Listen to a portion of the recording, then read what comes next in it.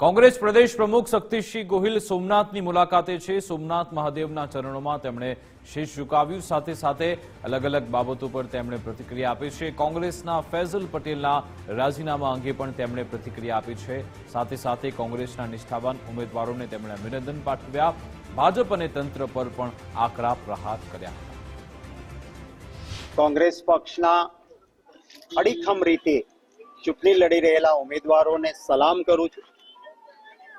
લોકશાહીમાં ચૂંટણી એ પવિત્ર પર્વ ગણવામાં આવે છે અને લોકોનો અધિકાર છે એ પોતાનો પ્રતિનિધિ કોણ હોય એ ચૂંટવાનો લોકોનો અધિકાર છે।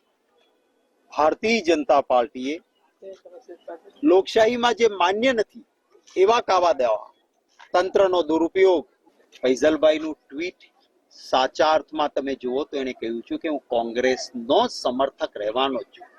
કેટલાક લોકોએ આમ તેમ ચલાવ્યું કે શું ભાજપમાં જે છે આમ જે છે, એમણે પૂરું ટ્વીટ એમનું જોવું જોઈએ।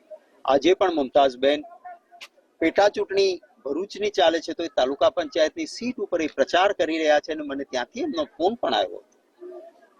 ફૈઝલભાઈની તબિયત વચ્ચે ખૂબ નાજુક થઈ હતી।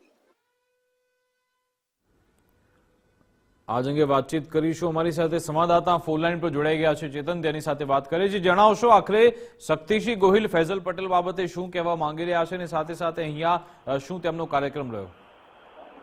એ વાત કરવામાં આવે તો કોંગ્રેસ પ્રદેશ પ્રમુખ શક્તિસિંહ ગોહિલ આજે સોમનાથના દર્શને આવ્યા હતા। ત્યારે દર્શન કરી અને ત્યાંથી કોડીનારમાં આજે તે સ્થાનિક દિવસે જે જાહેર સભા સંબોધવાના છે તેને લઈ અને શક્તિસિંહ ગોહિલ દ્વારા ભાજપ ઉપર આકરા પ્રહારો કરવામાં આવ્યા હતા અને સ્થાનિક સ્વરાજની ચૂંટણીને લઈ અને જે ભાજપની નીતિ છે તેમની સામે પણ તેમને આકરા પ્રહારો કરવામાં આવ્યા હતા।